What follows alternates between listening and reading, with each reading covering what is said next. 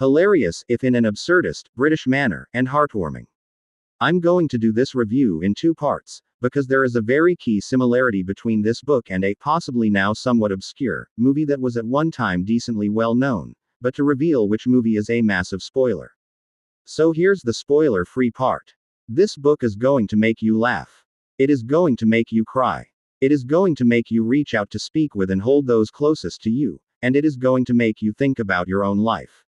And it is going to do all of that via allowing you to see through the eyes of a loner recluse that nobody gives a damn about who happens to be mistaken for a dead neighbor. Goodhand does another amazing job of telling a story in such a low-key way, yet managing to hit exactly the notes he seems to have been going for. Truly an awesome story that will be a great counterweight to both the bubblegum pop or hyper-macho action books you're reading this summer, as well as the extreme dark horror tales some weirdos. Joking.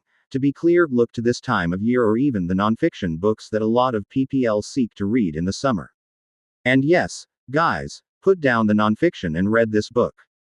It is absolutely for you, and you're going to be able to have quite a bit of feels in a safe space with this book.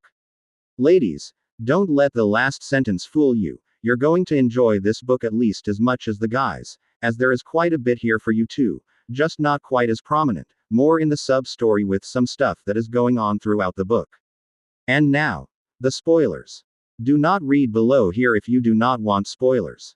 You have been warned. Giving people who don't want to be spoiled time to leave. Okay, at this point I've given everyone's eyes a chance to leave before you read what I say next, so here come the spoilers.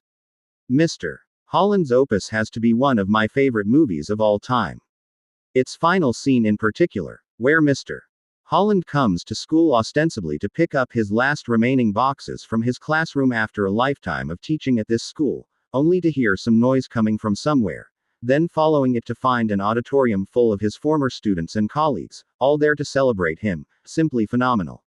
If you love that movie, and particularly that scene, as much as I do, well, you're already in the spoiler section of this review.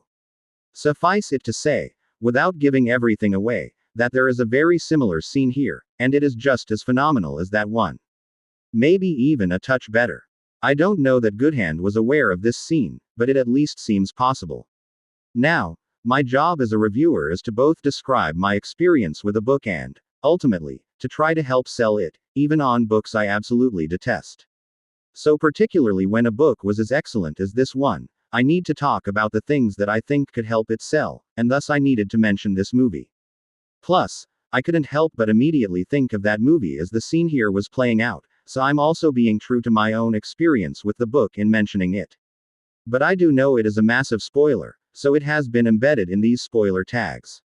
And now, we come back out of the spoilers. Ultimately, this was truly an excellent book that I think most anyone will truly have a great time with, and in the lower half of the 300-page range, it isn't a tome that will take weeks to read either, so it should be accessible to most readers. Very much recommended.